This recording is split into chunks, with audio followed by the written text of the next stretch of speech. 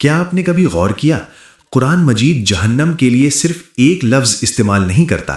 انگریزی ترجمہ بس ہیل لکھ کر گزر جاتا ہے، لیکن قرآن 7 الگ الگ الفاظ استعمال کرتا ہے اور ہر لفظ ایک الگ قسم کے عذاب کو بیان کرتا ہے۔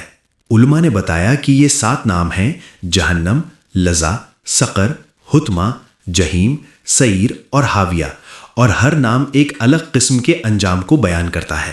پہلا درجہ ہے جہنم۔ جہنم کا مطلب ہے گہرا گڈھا، اندھیری کھائی۔ یہ سب سے ہلکا درجہ ہے گنہگار مسلمانوں کے لیے، جنہیں آخرکار اللہ کی رحمت سے نکال لیا جائے گا۔ پھر آگے آتا ہے سقر۔ قرآن کہتا ہے وما ادراک ما سقر لا تبقی ولا تذر، یعنی ایسا عذاب جو کچھ باقی ہی نہیں چھوڑتا۔ یہ ان لوگوں کے لیے ہے جو نماز نہیں پڑھتے تھے، مسکینوں کو نہیں کھلاتے تھے، قیامت کا انکار کرتے تھے۔ ایک اور درجہ ہے حطمہ، مطلب ہے توڑ دینا، کچل دینا۔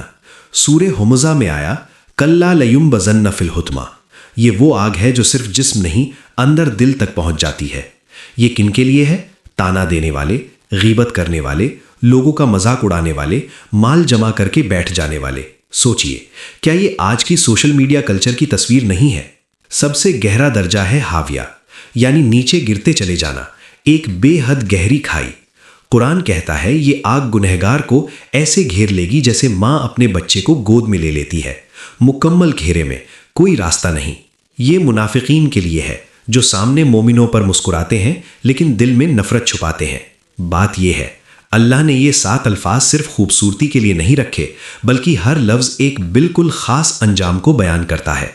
اگر ہمارا ہمیشہ کا انجام اتنی پریسیجن کے ساتھ بیان ہوا ہے تو کیا ہمیں قرآن کے الفاظ کا مطلب سمجھنے کی کوشش نہیں کرنی چاہیے؟